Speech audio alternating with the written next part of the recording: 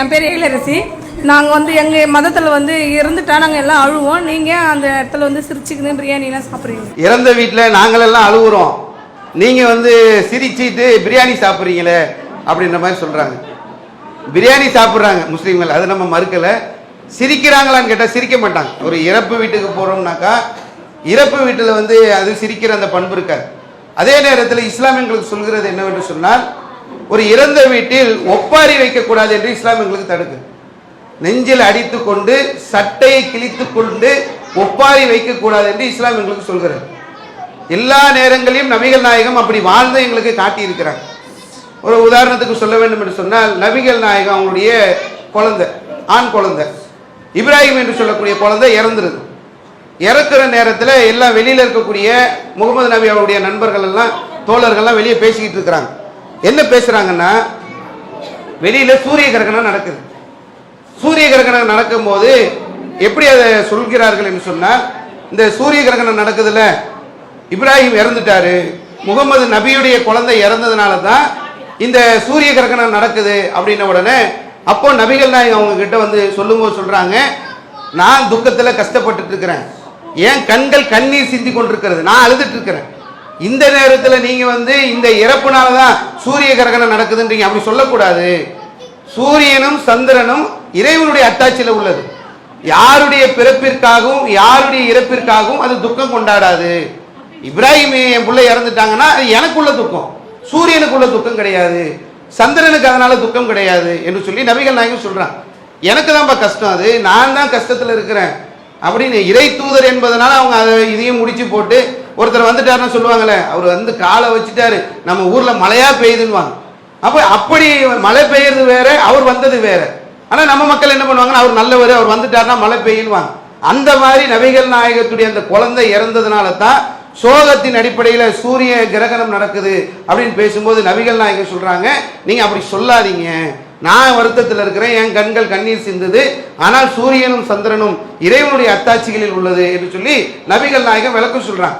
அப்ப பொதுவாகவே இறப்பு என்பது எல்லாருக்குமே வரும். அது எல்லாருமே நம்ம அதை எப்படி புரிந்து கொள்ள வேண்டும் என்று சொன்னால், இஸ்லாம் என்ன சொல்லுதுன்னா, எங்களுக்கு ஒரு இறப்பு செய்தி வந்துருச்சு. இறப்பு செய்தி கேட்ட உடனே நாங்கள் சொல்ல வேண்டிய அந்த கருத்து என்னவென்று சொன்னால், நீங்க முஸ்லீம்கள் கிட்ட போய் ஒரு இறப்பு செய்தியை சொன்ன உடனே என்ன சொல்லுவாங்கன்னா, இன்னா லில்லாஹி வ இன்னா இலைஹி ராஜிஊன் அப்படின்வாங்க. இதுக்கு என்ன அர்த்தம்னா, அவர் முன்னாடி போயிட்டார், நம்ம பின்னாடி போக இருக்கும். இங்க இருக்கிற நம்ம எல்லாரும் நான் இங்க இன்னும் 200 வருஷம் இருப்பேன் அப்படின்றவங்க யாராவது இருக்கீங்களா? யாரா இருந்தாலும் இந்த பூமியை விட்டு ஒரு நாள் நிச்சயமாக மரணித்து தான் ஆக வேண்டும். மரணிக்காத ஒரு ஆளை நம்ம இந்த உலகத்துல கிடையாது. எல்லாருக்குமே மரணம் கட்டாயமாக விதிக்கப்பட்டிருக்கிறது. நீங்கள் உறுதியாக கட்டப்பட்ட கோட்டைகளில் இருந்தாலும் உங்களை மரணம் சந்திக்கும். பெரிய பெரிய ஜாம்பவானா இருப்பார், அவர் கூட மரணிப்பார். அதெல்லாம் மரணத்திலிருந்து யாருமே தப்பிக்க முடியாது. அப்போல ஜெயலலிதா படுத்துட்டு இருக்கிறாங்க, நிறைய பணம் இருக்கு, காப்பாத்திடுவோம்னாங்க, இட்லி சாப்பிட்றாருனாங்க, அப்புறம் மரணிச்சிட்டார். காப்பாற்றலாம் முடியாது.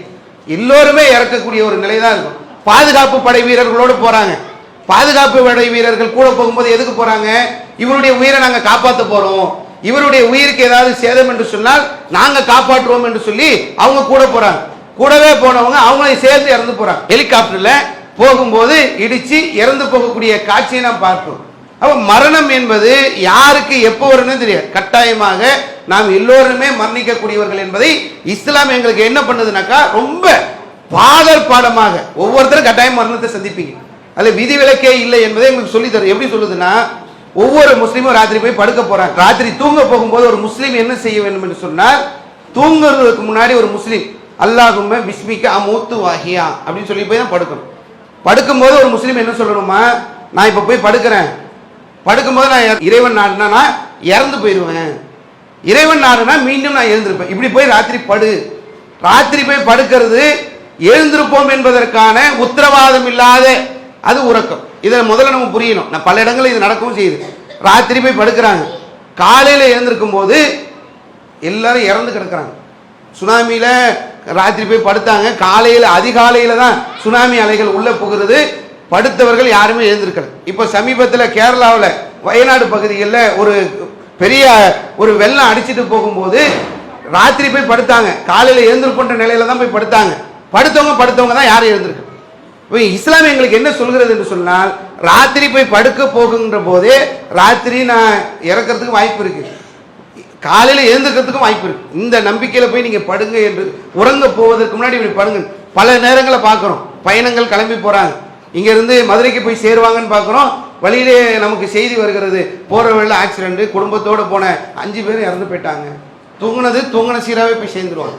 அப்போ இந்த தூங்கம் என்பது அது அப்படியே கூட போகும், இல்லை நம்ம நினைச்சு எழுந்திருக்கக்கூடிய வாய்ப்பு இருக்கும். சிலருக்கு தூக்கத்திலே படுத்தையா அந்த நேரத்திலே ஹார்ட் அட்டாக் வந்து அப்படியே இறந்து போறவங்களும் இருக்கிறாங்க. இவ இயற்கையாகவே மரணிக்கிறவங்க இருப்பாங்க. விஷ ஜந்துக்கள் தூக்கத்தில் வந்து தீண்டி இறந்து போறவங்க இருப்பாங்க. எது வேணாலும் நடக்கும். படுக்க போகும்போது என்ன நடக்கலாம் தெரியாது, இறக்க வாய்ப்பு இருக்கு. இறைவன் நாடினால் எழுந்திருப்போம். காலையில எழுந்திரிச்ச உடனே ஒரு முஸ்லீம் என்ன சொல்லணும்? அல்ஹம்துலில்லாஹ், எல்லா புகழும் இறைவனுக்குத்தான். நான் தூங்க போனேன், நான் இறக்குறதுன்னு நினைச்சு போய் படுத்தேன், காலையில என்ன எழுப்பிட்டாரு, அவ்வளவுதான் சந்தோஷம், அதான் அல்ஹம்துலில்லாஹ், எல்லா புகழும் இறைவனுக்குத்தான். அப்படி சொல்லி காலையில எழுந்துருங்க. இறக்கிறதுக்கான ஒரு வாய்ப்பு இருந்தது, இறைவன் மீண்டும் என்னை உலகத்துக்கு அனுப்பி இருக்கிறான்னு சொல்லி எழுந்துருங்க. இது எதற்கு என்று சொன்னால் மனிதனுடைய யதார்த்தம். ஒரு குடும்பத்தில் ஒரு கஷ்டம் வருதுன்னு வைங்களேன், மனுஷனால தாங்க முடியாது. பொதுவாகவே ஒரு 70-80 வயசுல இறந்தாங்கன்னு வைங்களேன், அது ஒரு போற வயசுன்ற மாதிரி இருக்கும். அதே 30-40 வயசுன்னு வைங்களேன், ஜீர்ணிக்கவே முடியாது, ரொம்ப நம்மளை போட்டு பாடாப்படுத்தும். ஒரு 10-15 வயசுன்னு வைங்களேன், ரொம்ப என்ன வாழ வேண்டிய வயசு இப்படி ஆயிடுச்சேன்னு திரும்ப திரும்ப திரும்ப திரும்ப புலம்பிக்கிட்டே இருப்போம். யதார்த்தம் என்னன்னா, அவர் இல்லை 15 வயசுல இறக்கலன்னா அவர் என்ன இங்கே இருந்துருவாரா? எல்லாரும் ஒரு நாள் இறக்க தான் போறாங்க.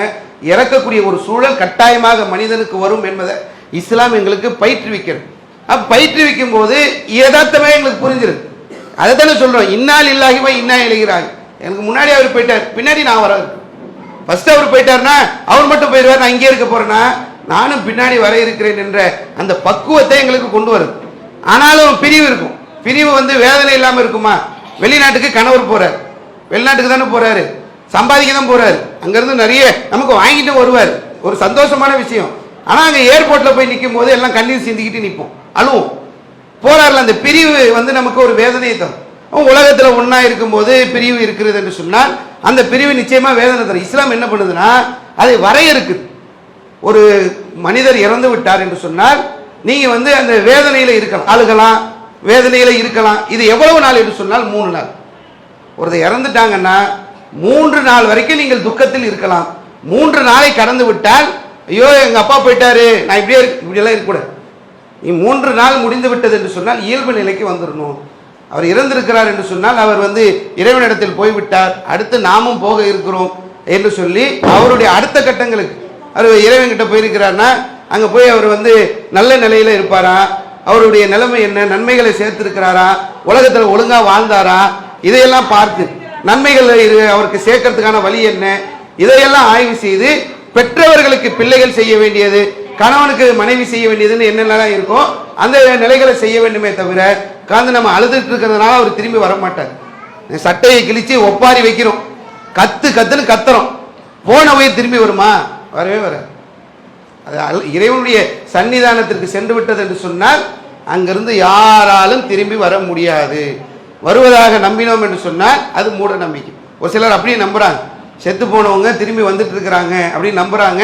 கட்டாயமா 100% யாராலும் இறந்து விட்ட பிறகு இந்த உலகத்திற்கு திரும்பி வர இயலாது. அவங்க முன்னாடி போயிட்டாங்க, நம்ம பின்னாடி வர இருக்கிறோம்.